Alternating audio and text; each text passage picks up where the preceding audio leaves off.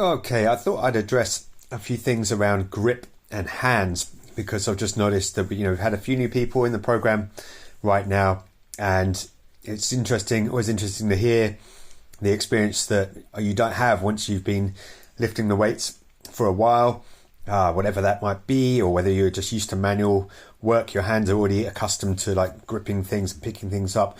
But when you start, if you haven't been doing any of that, then the hands are this meeting point where often you're holding on to something, lifting something, and your hands are what help you to do that.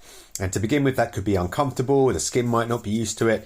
Your hands might be weak and need to get stronger.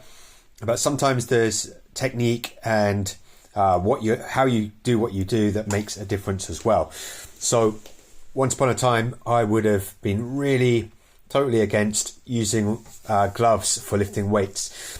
And the theory is that it removes, the sense that your skin gets when you grip something, that sends signals back to your nervous system about what you're holding on to.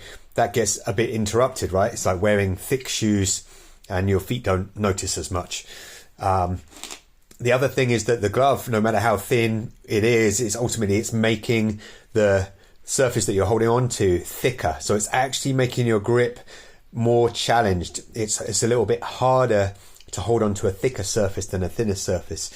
So in terms of maximizing what you're able to do, it's making it a little bit harder. So it's making it more comfortable in some ways because you've got that barrier between your skin, but it's also making it slightly harder because it's a thicker surface, which is not necessarily bad. Sometimes you want to make something harder on purpose. And then really we have how you're gripping. I think the problem with gloves really, and I'm totally fine with if you want to lift with gloves, that's totally and utterly your decision, your choice.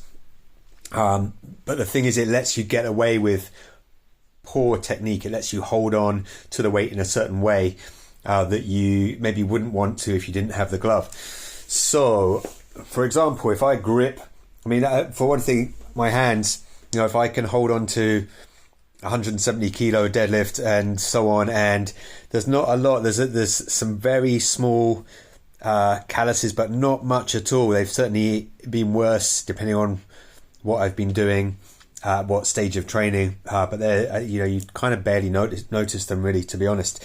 So what I'm doing when I'm gripping a kettlebell or a deadlift is really trying to just use the fingers to wrap around that handle as much as possible, and then you're still gripping it. It's hard to show this, isn't it?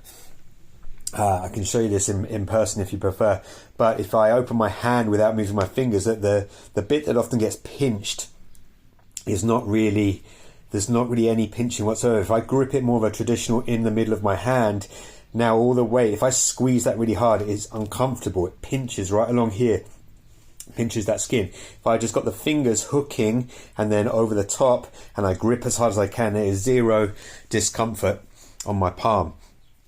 So you might just want to play with that, and you might want to play with that without gloves and then decide if you can employ the same technique with a glove on to make it sort of have the best of both worlds.